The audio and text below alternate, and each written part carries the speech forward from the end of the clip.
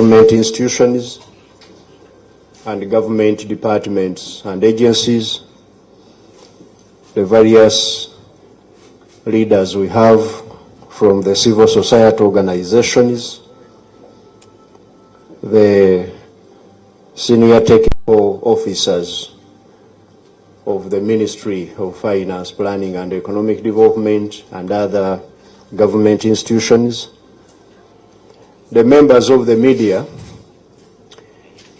all of you, ladies and gentlemen, fellow Ugandans, good morning to you all.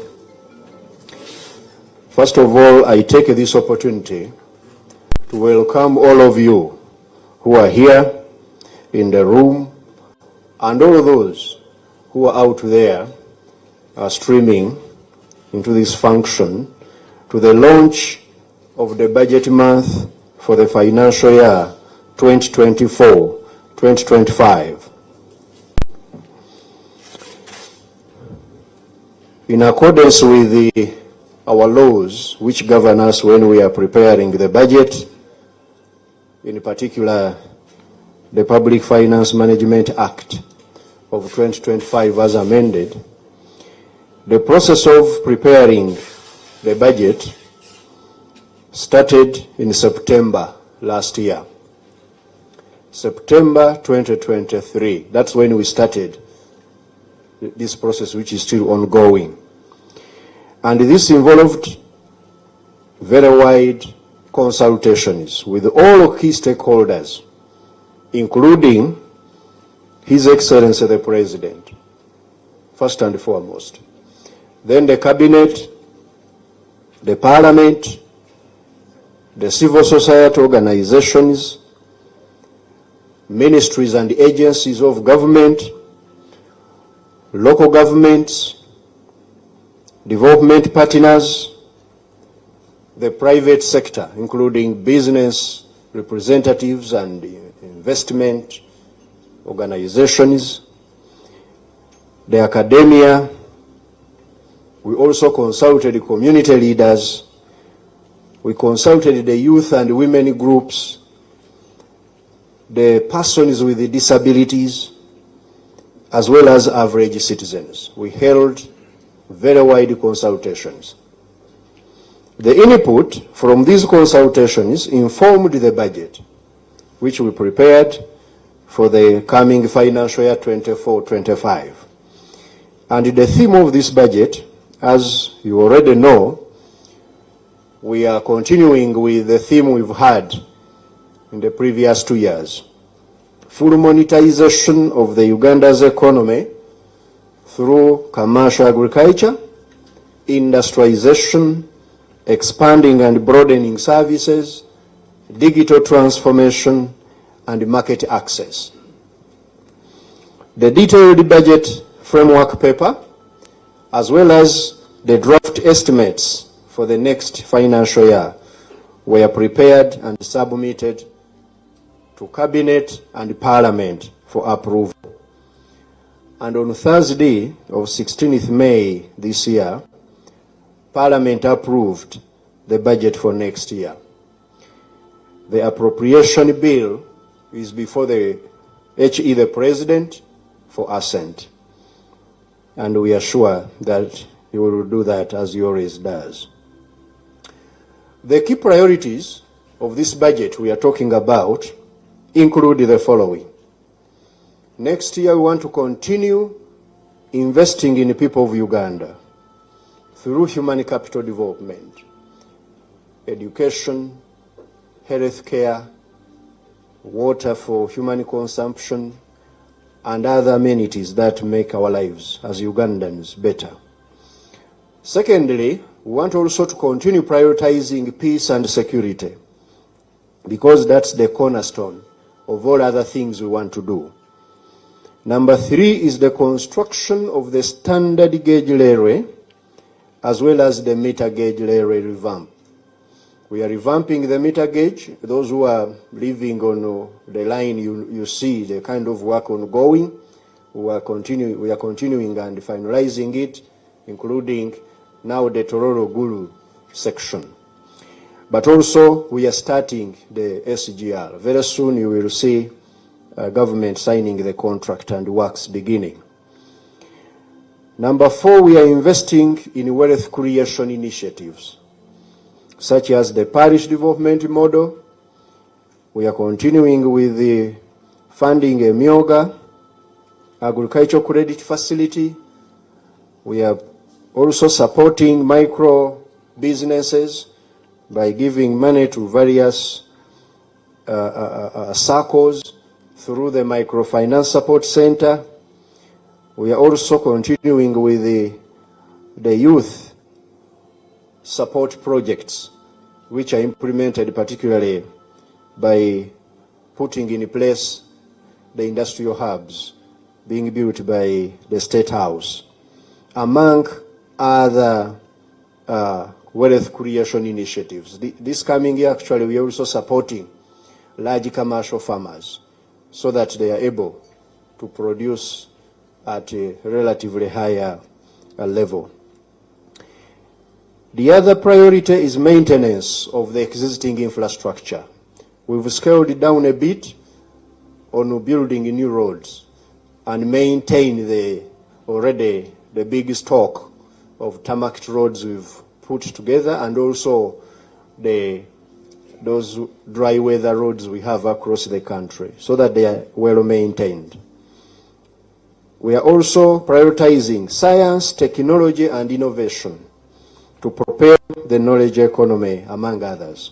Now, these priorities are in support of the key growth drivers that are going to help us grow the economy tenfold in the next 15 years. We have already put up a strategy. We have started to communicate to you. Very soon we shall also launch it officially.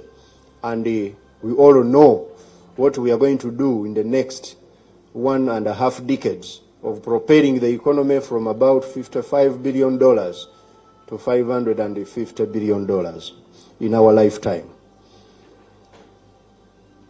Now, by implementing these initiatives, government, and those initiatives are 5 of them, what we call the ATMs, agro-industrialization, tourism development, mineral-based industrialization, including oil and gas, science, technology, and innovation, or what we call the knowledge economy. Those are the 4 key areas which we have identified as ATMs. You know, the ATM is for giving you money.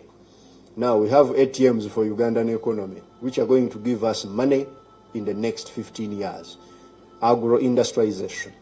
You want to make money in Uganda, invest in there. Government will be supporting you. Tourism development.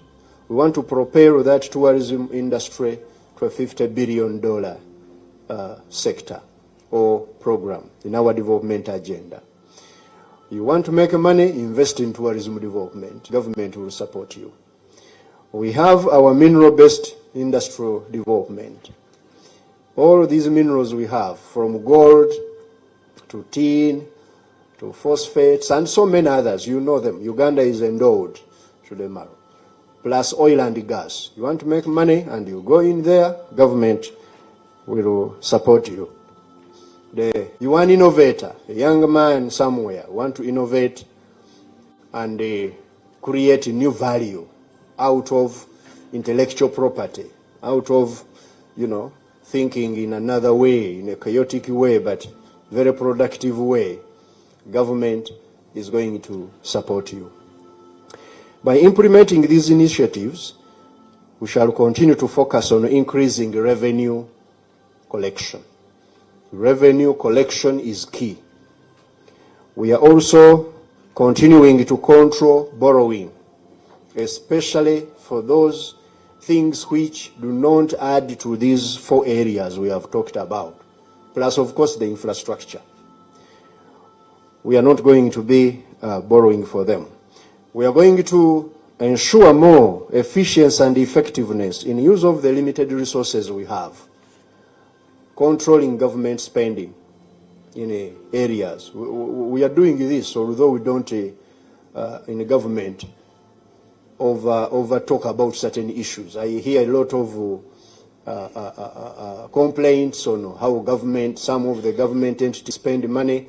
I want to assure you that every revenue that is collected from Ugandans is going to be accounted for going forward. And we have a very good strategy for that, as you are going to learn in this month. So this National Budget Month, it is one of those areas we want to use to get to you, to understand that preparing a good budget is just one thing. But to effectively implement it, to achieve our set objectives and get the desired results is another. It requires effective engagement of the key stakeholders so that we get accountability with the results, not accountability on paper. It is against this background that this Ministry of Finance, Planning and Economic Development, in collaboration with our budget transparency and accountability partners, some of whom are here in the room, we annually organize the National Budget Month, during which purposive engagements are undertaken to effectively communicate the budget. The government has walked this journey with the civil society organizations since 2018. During the budget month, together with our partners, we are going to the people of Uganda, you the people of Uganda, to know what is in this budget. And in that, we are going to do the following. Number one, provide full disclosure of the budget content. What is in the budget? Fully disclosed to everybody. The budget is a public, document. Some of this information is buried in so much detail. The team at my ministry, working with our partners, civil society, and civil society, they are always nosy, and they want to go and look for those things which perhaps the eye may not look at. I'm very happy that we are working together to have this full disclosure. Number two, explain in simple language what the budget entails, so that all Ugandans understand the budget in your language. In Uganda, the Baganda will go to all radios and the town halls to ensure that they explain this. In Luo, all the Arus will go and explain this. Those who are in each, I might cause problems. We are coming everywhere in Uganda, all corners, in the language